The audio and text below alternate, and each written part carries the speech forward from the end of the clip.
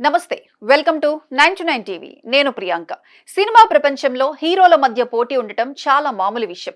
మన ఊళ్ళలో కూడా ఎన్టీఆర్ ఫ్యాన్స్ ఏఎన్ఆర్ ఫ్యాన్స్ అని, లేదా చిరంజీవి ఫ్యాన్స్ బాలకృష్ణ ఫ్యాన్స్ అని, ఇటు పవన్ కళ్యాణ్, మహేష్ బాబు, ప్రభాస్ ఫ్యాన్స్ అని ఒకరికొకరు పోటీ పడటం, మా హీరో గొప్ప అంటే మా హీరో గొప్ప అని వాదించుకోవటం మనం చూస్తూనే ఉంటాం. కానీ పొరుగు రాష్ట్రమైన తమిళనాడులో ఈ సినిమా పోటీ అనేది కేవలం థియేటర్లకే పరిమితం కాదు. అది ఏకంగా దేశ రాజకీయాన్నే శాసించే స్థాయికి వెళ్ళింది. ఇప్పుడు తమిళనాడులో అలాంటి ఒక పెద్ద సంచలనమే రేగుతోంది. ఆ ఇద్దరు ఎవరో కాదు, దశాబ్దాలుగా కాలీవుడ్ ను ఏలుతున్న సూపర్ స్టార్ రజనీకాంత్. ఒకప్పుడు ఆయనను చూసి ఇండస్ట్రీలోకి వచ్చి ఇప్పుడు ఏకంగా ఆ దేశ రాజకీయాల్లోనే చక్రం తిప్పుతూ ముఖ్యమంత్రి పీఠాన్ని అధిరోహించిన దళపతి విజయ్. ఇప్పుడు వీరిద్దరి మధ్య నడుస్తున్న కోల్డ్ వార్ అంటే బయటకు కనిపించిన ఒక పెద్ద యుద్ధం తమిళనాట మాత్రమే కాదు, మొత్తం సౌత్ ఇండియాలోనే హాట్ టాపిక్ గా మారింది. ఈ గొడవ ఎంత దూరం వెళ్ళిందంటే రజనీకాంత్ స్వయంగా ప్రెస్ మీట్ పెట్టి నేను రాజకీయాల్లో లేను, నాకంటే వయసులో చిన్నవాడు సీఎం అయ్యాడని నేనెందుకు కుళ్ళుకుంటాను అని వివరణ ఇచ్చుకోవాల్సి వచ్చింది. అసలు ఇంత పెద్ద సూపర్ స్టార్, ప్రపంచవ్యాప్తంగా కోట్లాది మంది అభిమానులున్న రజనీకాంత్ అంతలా ఎందుకు స్పందించాల్సి వచ్చింది? రజనీకాంత్ లో నిజంగానే కుళ్ళు ఉందా? విజయ్ అంత హుందాగా ఎందుకు వ్యవహరిస్తున్నారు? దీని వెనుక ఉన్న అసలు కథ ఏంటన్నది ఇప్పుడు చర్చనీయాంశంగా మారింది. ఈ కథ మొత్తం అర్థం కావాలంటే మనం కొంచెం వెనక్కి వెళ్ళాలి. మన ఊళ్ళలో ఒక పెద్ద రైతు ఉండి ఆయన కొడుకు కూడా పెద్దయ్యాక వ్యవసాయంలోకి వస్తే ఎలా ఉంటుందో అలాగే 1990వ దశకంలో రజనీకాంత్ అప్పటికే బాషా, ముత్తు లాంటి సినిమాలతో తిరుగులేని సూపర్ స్టార్ గా ఎవరికి అందనంత అగ్రస్థానంలో దూసుకుపోతున్నారు. సరిగ్గా అదే సమయంలో విజయ్ అనే ఒక యువకుడు చిన్న చిన్న సినిమాలతో ఇండస్ట్రీలోకి అడుగు పెట్టాడు. మొదట్లో రజనీకాంత్ స్టైల్ ను, ఆయన మేనరిజమ్స్ ను అనుకరిస్తూనే విజయ్ ఎదిగాడు. ఈ విషయాన్ని విజయ్ అభిమానులు కూడా చాలా గర్వంగా ఒప్పుకుంటారు. కానీ కాలం ఎప్పుడు ఒకేలా ఉండదు. నెమ్మదిగా విజయ్ సినిమాలు పెద్ద హిట్లు కావటం, రజనీకాంత్ సినిమాల కలెక్షన్లకు పోటీగా విజయ్ సినిమాల కలెక్షన్లు రావటం మొదలైంది. ఇక్కడే అసలైన ఫ్యాన్ వార్స్ మొదలయ్యాయి. ఒకే ఏడాది ఇద్దరు సినిమాలు వస్తే చాలు, థియేటర్ల దగ్గర ఫ్లెక్సీలు చించేసుకోవడం, బ్యానర్లు తగలబెట్టుకోవడం, సోషల్ మీడియా వచ్చాక ఒకరినొకరు బూతులు తిట్టుకోవటం లాంటివి సర్వసాధారణమైపోయాయి. అయితే ఈ గొడవలకు మరింత ఆజ్యం పోసినట్లు కొన్నేళ్ల క్రితం రజనీకాంత్ తన జైలర్ సినిమా ఫంక్షన్ లో ఒక చిన్న కథ చెప్పారు. అదే కాకి గద్ద కథ. కాకి ఎప్పుడు గద్దని ఇబ్బంది పెట్టాలని చూస్తుంది, తోకతో పొడుస్తుంది. కానీ గద్ద ఆ కాకితో గొడవ పడకుండా అంతకంతకు పైకి ఎగురిపోతుంది.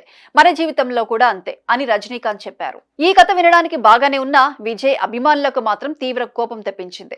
తమ హీరో విజయ్ ను రజనీకాంత్ కాకితో పోల్చాడని, తనను తాను గద్దగా డబ్బా కొట్టుకుంటున్నాడని విజయ్ ఫ్యాన్స్ సోషల్ మీడియాలో రజనీకాంత్ పై దండయాత్ర చేశారు. పరిస్థితి చేయి దాటిపోవడంతో నేను విజయ్ ని ఉద్దేశించి అనలేదు బాబోయ్ అని రజనీకాంత్ స్వయంగా వివరణ ఇచ్చుకోవాల్సి వచ్చింది.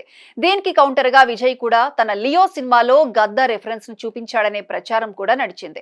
సినిమా గొడవలు ఇలా ఉంటే వీటికి రాజకీయం తోడైతే ఎలా ఉంటుందో ఇప్పుడు చూస్తున్నాం. 90వ దశకంలో రజనీకాంత్ రాజకీయాల్లోకి వస్తే ముఖ్యమంత్రి అయిపోతారని అందరూ అనుకున్నారు. కానీ ఆయన ఆధ్యాత్మికత అని, ఆరోగ్యం బాలేదని రకరకాల కారణాలతో వెనక్కి తగ్గారు. కానీ విజయ్ మాత్రం అలా చేయలేదు. సైలెంట్ గా టీవీకే అనే పార్టీ పెట్టాడు.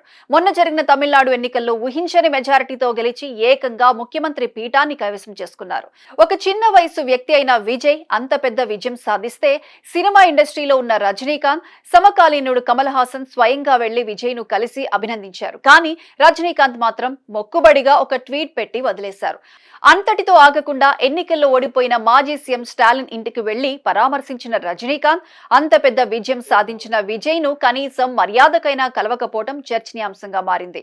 దీనిపై రజనీకాంత్ అభిమానులే పెదవి విరుసునడంతో రజనీకాంత్ టీం ఒక పిఆర్ స్టంట్ అంటే ఒక డ్రామా స్క్రిప్ట్ ప్లే చేసింది.